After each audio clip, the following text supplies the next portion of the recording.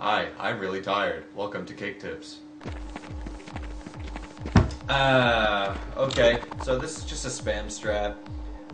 What I like to do this in a very specific scenario. Like I'll do the spam every now and then randomly, but if I'm in a scrim or a match or whatever, and my team's doing like an actual spamming strat, where you have the opera go green truck, or if you're me, you go by the tire and do the spam like I dedicated that one whole video to.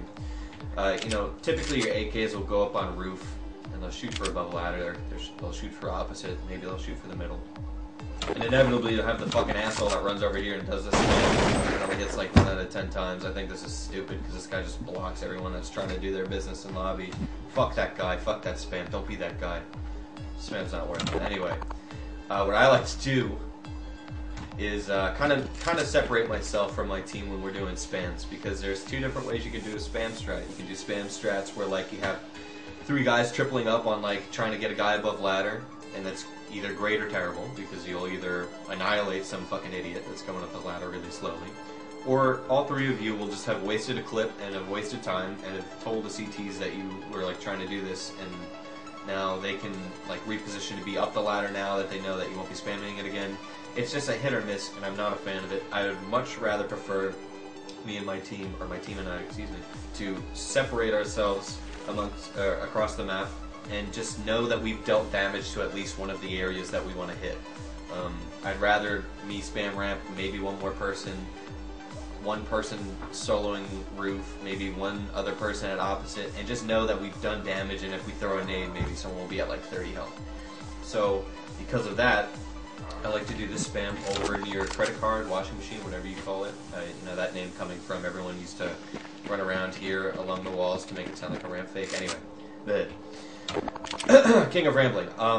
What you do to physically position yourself for the spam, and I'll show you where the spam goes in a second, is we're only interested in this flat part of the wall, not so much this like 30-degree angle part of the wall. And this wall starts here and ends there.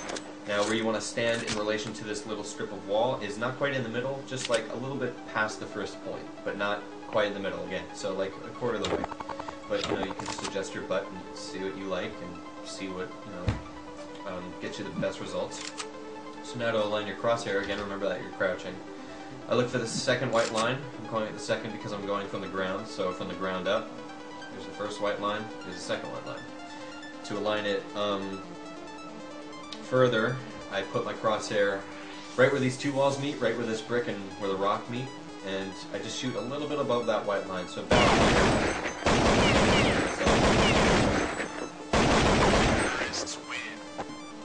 And again, just like trying to figure out where this spam will work best for you is totally up to experimentation. You kind of have your own practice server now, so that's convenient. You can do exactly what I'm doing. Let me go ahead and show you where that goes to. This is where I have my bot, kind of right here. And this is a really great spam because a lot of times, I just want to move my bot out of the way real quick, CTs will come up here and they'll just kind of spot it, or they'll hold this angle aggressively. I know I do that a lot if I have an op and I have a really good spawn CT side. Sometimes I won't even throw a flash, I'll just come right here and I'll hold this. So if you have a good spawn as a T, like if you have build spawn and you want to come try the spam and try to counter the CT's best spawn if they used it towards holding aggro ramp, that's a really smart thing to do. 2, I've seen a lot of retards holding this position. My cake bot's kind of in the way and it's kind of creepy just looking at him, but I don't want to shoot him because the round will restart. But I've seen a lot of people play this angle, like right in this box corner, and it's just not a smart place to play because you just get blind. But, furthermore, you're also going to get spammed from this new spam that I'm teaching everybody. And also it's good if someone's playing behind this wall and they hear that we're doing a spam strat, like you can hear, from here where I'm standing, you can hear my guys on T-roof are obviously spamming. And you can hear some guy off in credit card spamming something, but you haven't been hit by that ever, then you might just like go ahead and start to walk through thinking that lobby might be clear and you might have a good chance to push through. And the second that you get past this beam, basically you're going to be part of my spam. So it's kind of good because it's like it's kind of like the flashes from the last video that I did on Mini Garage. Hear it and you know it's there, but you're like, what the fuck is that? That's got to be such an accident, such a mistake. Like you hear the spam, but you don't know where it goes. So It's pretty misleading and it's pretty confusing, and it does, you know, it covers quite a bit of area. And just to show you how that lines up real quick, it basically goes just like this. It's like, you know, I almost lined it perfectly in the middle with so much stuff. You know, this is a really serious line to be spamming.